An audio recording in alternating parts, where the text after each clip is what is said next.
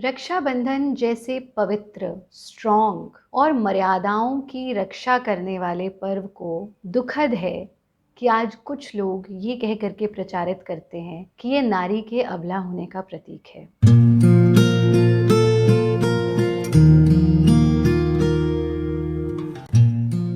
आइए जरा थोड़ा सा पीछे चलते हैं और देखते हैं कि कहाँ से आरंभ हुआ ये पर्व। रक्षाबंधन पर्व के यदि आरंभ की बात करें तो जब देवासुर संग्राम हुआ, देवों और असुरों का संग्राम हुआ, तब इंद्र बृहस्पति जी के पास जाते हैं और अपनी व्यथा बताते हैं। ये सब कुछ इंद्राणी भी सुन रही थी और इस पर इंद्राणी, यानी हम तो उस संस्कृति के हैं जहाँ यत्र नारस्तु पूज्यन्ते रमन्ते तत्र देवता और नारी तू नारायणी की महान संस्कृति।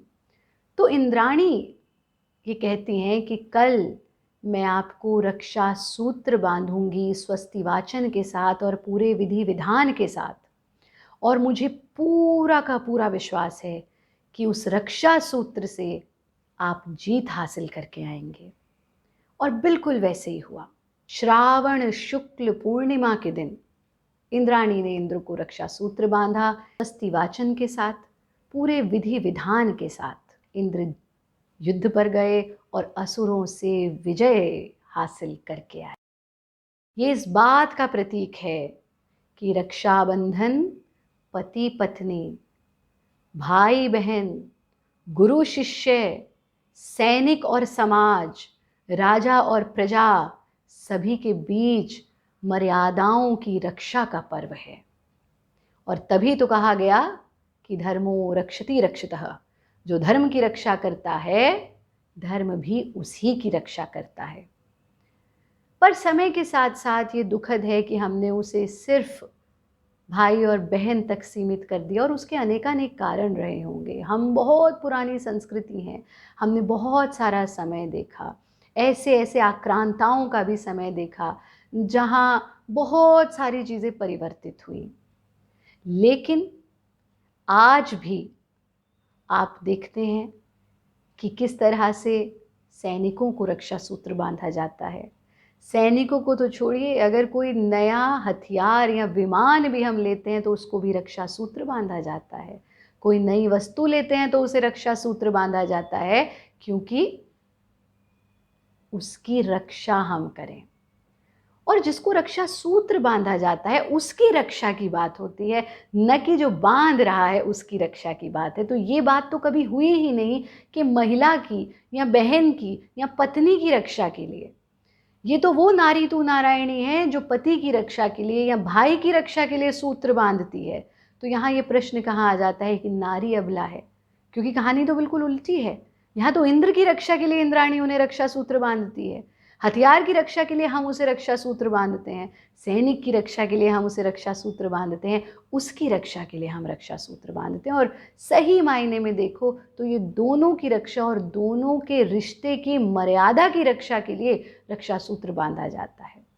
इसके पीछे एक और बहुत बड़ा कारण छुपा हुआ है, और कारण ये है कि श्रावणी पर्व वेद अध्ययन की शुरुआत करने का भी पर्व है। क्योंकि कृषि प्रधान भारत में वर्षा के चतुर्मास में खेतों में बुवाई के कारण लोग गांव में ही रहते थे, और ऋषि लोग भी गांव में ही चतुर्मास करते थे। सावन पूर्णिमा से वेद अध्ययन शुरू होने के कारण समाज के लोग गुरु को राखी बांधते हैं, रक्षा सूत्र बांधते हैं। इसीलिए रक्षाबंधन के दिन ही विद्या का अधिकार पाने के लिए यज्ञोपवीत संस्कार किए जाने की भी परंपरा है।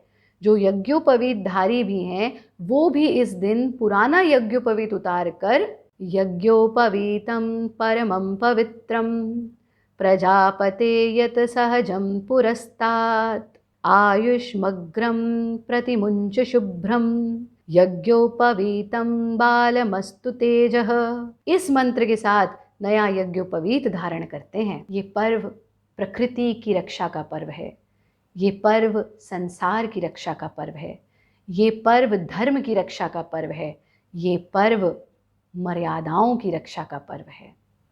और इसीलिए ये जो बहुत डिज़ाइनर राखी और ये ट्रेंड चल गया है, क्या बांधा जाता है रक्षा सूत्र? कच्चा धागा, ताकि हमें याद रहे स्वस्ति वाचन के साथ जब हम कच्चा धागा बांधते हैं कि रिश्ते उस कच्चे धागे की तरह होते हैं और वो मर्यादाएं रिश्तों की, रिश्ते मर्यादाओं से ही चलते हैं। मर्यादा नहीं तो रिश्ता नहीं। और मर्यादाएं उस कच्चे धागे की तरह होती हैं जिन्हें हमें सहेज करके रखना है, संभाल करके रखना है।